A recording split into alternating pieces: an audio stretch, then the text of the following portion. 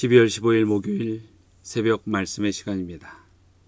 성도 여러분, 이제 얼마 남지 않은 2022년 우리 성도님들께서 한 해를 잘 마무리하는 그런 시간들로 소중히 여기며 또 하나님의 이 말씀 속에서 힘을 얻고 지혜를 얻는 그러한 기간들이 되시길 바랍니다. 오늘은 요한계시록 6장의 말씀을 함께 나누도록 하겠습니다. 사람들은 다양한 매체를 통하여 세상의 뉴스를 들으면서 현재를 또 미래를 준비하며 살아가는 모습들을 우리는 볼 수 있습니다. 그런데 세상에서 가장 중요한 뉴스는 무엇일까요? 그것은 구주 예수님께서 재림하신다는 예언과 그 사실일 것입니다. 그리고 예수님의 재림 직전에 어떤 일들이 일어날까 하는 그 내용이겠지요. 그것은 매우 중요한 질문입니다. 왜냐하면 예수님의 재림이 신약 성경에만 약 300번 이상 말씀하였고 예수님의 재림은 갑자기 일어날 사건이기 때문인 것입니다. 예수님께서 재림을 하시기 전에 심판의 대환란이 일어난다고 성경은 여러 곳에서 말씀하고 있습니다. 우리는 예수님께서 마지막 날에 심판하실 것을 분명히 알고 항상 경건하게 살아가야 할 것입니다. 과연 마지막 때 대환란과 일어나는 그 모든 일들은 무엇일까요?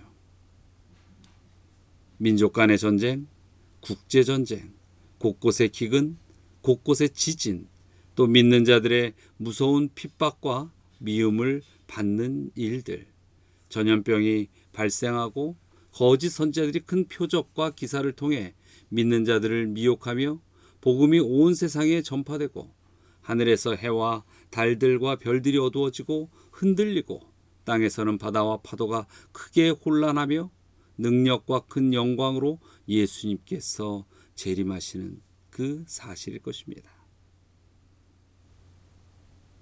우리는 이런 일들이 장차 일어날 것을 분명히 인지하고 잘 알고 살아가야 합니다.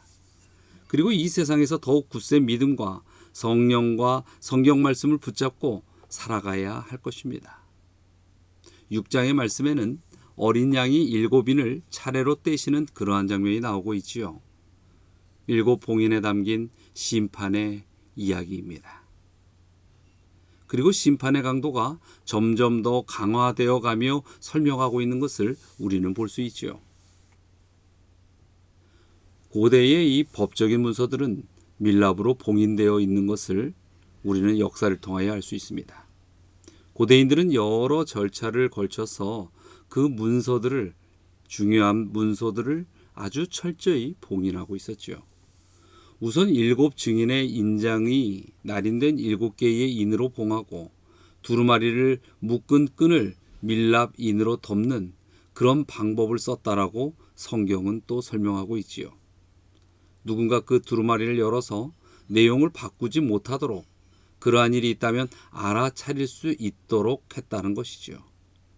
이러한 방법들은 주로 계약서와 유언장에 많이 사용되었는데 팔레스타인 이 유대인의 서류 중에서도 이러한 형태의 문서들이 많이 발견됩니다. 계시록 말씀에서 보면 인을 떼실 때마다 말과 그 말을 탄 자도 함께 등장하는 그 모습을 볼 수 있습니다. 6장 1절과 2절에는 활을 갖고 있는 흰 말을 탄 자가 등장합니다. 이것은 정복을 의미하는 것이죠. 또 3절과 4절에는 큰 칼을 갖고 붉은 말을 탄 자가 등장합니다. 이것은 전쟁을 의미하는 것입니다.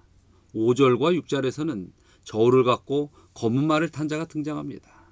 이것은 기근을 의미하고 있습니다. 7절과 8절에서는 사망이라는 이름의 청황색 말을 탄 자가 등장하고 있습니다. 이것은 죽음을 의미하는 것입니다. 이 재앙들은 하나님께서 심판을 위하여 보내신 징벌들이다라고 우리는 이해하고 있습니다. 자, 계시록 6장 15절부터 16절의 말씀을 한번 보도록 할까요? 땅의 임금들과 왕족들과 장군들과 부자들과 강한 자들과 모든 종과 자유인이 굴과 산들의 바위 틈에 숨어 산들과 바위에게 말하되 우리 위에 떨어져 보좌에 앉으신 이의 얼굴에서와 그 어린 양의 진노에서 우리를 가리우라. 하늘과 땅의 큰 격변을 불러일으키는 여섯째의 인의 재앙은 땅의 임금들과 왕족들과 장군들과 부자들과 강한 자들과 모든 종과 자유인들에게 임하는 것입니다. 여기에 나열된 이 7계층의 사람들은 모든 사람이라는 그러한 것을 의미하기도 합니다. 이것은 모든 사람이 예외 없이 하나님 심판 앞에서는 두려워 떤다는 그러한 의미이지요. 그들은 굴과 산들의 바위 틈에 숨어서 산들과 바위에게 자신들 위에 떨어져 보좌에 앉으신 이와 어린 양의 진노로부터 숨겨달라 이렇게 간청하고 있습니다. 이 재앙이 얼마나 두렵고 견디기가 힘든지 그들은 차라리 산과 바위에 깔려 죽는 편이 더 낫다라고 표현하는 것입니다. 이 모든 광경은 하나님의 진노의 날이 임한 것을 의미합니다. 6장 17절을 보도록 하죠. 그들의 진노의 큰 날이 이르렀으니 누가 능히 서리요 하더라. 이 17절의 탄식은 하나님의 공의로운 심판 앞에서 공포에 질린 악인들의 탄식입니다. 이 심판의 날은 그리스도 안에서 소망 가운데 인내하며 온갖 고난을 심지어는 죽음까지도 감당했던 모든 성도들이 궁극적으로 승리하는 날인 것입니다. 그러므로 우리들은 하나님께서 약속하신 심판과 승리의 날이 반드시 임할 것을 믿고 끝까지 인내하며 믿음의 경주를 할 수 있어야 할 것입니다. 우리는 지금 코로나19라는 이 복병을 만나서 거의 3년 가까이 인간의 연약함과 한계를 느끼면서 또 여러 가지로 참 답답한 비상시국 안에 살아가고 있습니다.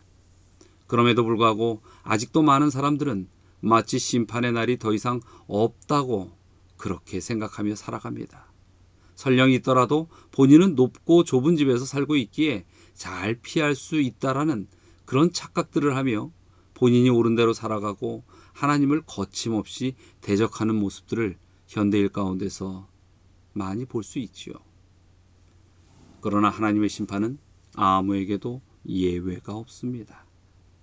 그 누구도 심판의 날을 피해갈 수 있는 방법은 없는 것입니다. 돈과 자신의 안위만이 최고인 요즘 이러한 세상에서 정말 심판의 날이 언제 올는지 아무도 알지 못할 것입니다. 그래서 우리들은 늘 두렵고 떨리는 마음으로 매일매일 자신의 말과 행실을 돌아보며 회개할 수 있어야 할 것입니다. 그리스도의 군사로 부름받은 지금의 우리들은 현실 속에서만 안주하여 타협하지 말고 하나님의 말씀을 지키고 따르는 그런 삶을 살아갈 수 있어야 하는 것입니다. 마지막 때를 살아가고 있는 우리들, 이것은 분명한 사실입니다. 그 우리들이 하나님을 사랑하고 두려워하며 영혼을 바쳐서 하나님의 말씀을 바르게 지키며 그렇게 살아갈 수 있는 우리 믿음의 가족들이 되기를 바랍니다. 마지막 때에 그 모든 죽음에 이르는 재앙들이 우리 성도들에게는 피하여지고 온전히 하늘의 언약 속에 함께 그 땅에 구원의 땅에 이룰 수 있을 것입니다. 여러분의 생애가 그러한 하나님과 함께하는 천국을 준비하는 삶이 되시길 이 아침 간절히 바라며 말씀을 마치도록 하겠습니다. 기도하겠습니다. 사랑과 은혜가 많으신 하나님, 항상 저희의 삶 속에 주님께서 동행하시고 또 저희 곁에서 눈동자와 같이 저희들을 지켜주심을 감사드립니다.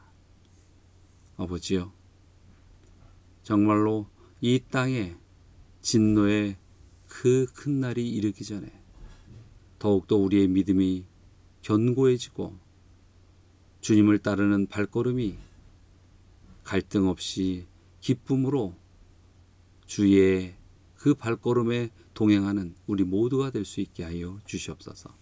오늘 하루도 주의 은혜 가운데 승리하는 하루로 분명히 이끌어 주시리라 믿고 감사드리며 예수 그리스도의 이름으로 기도드리옵나이다.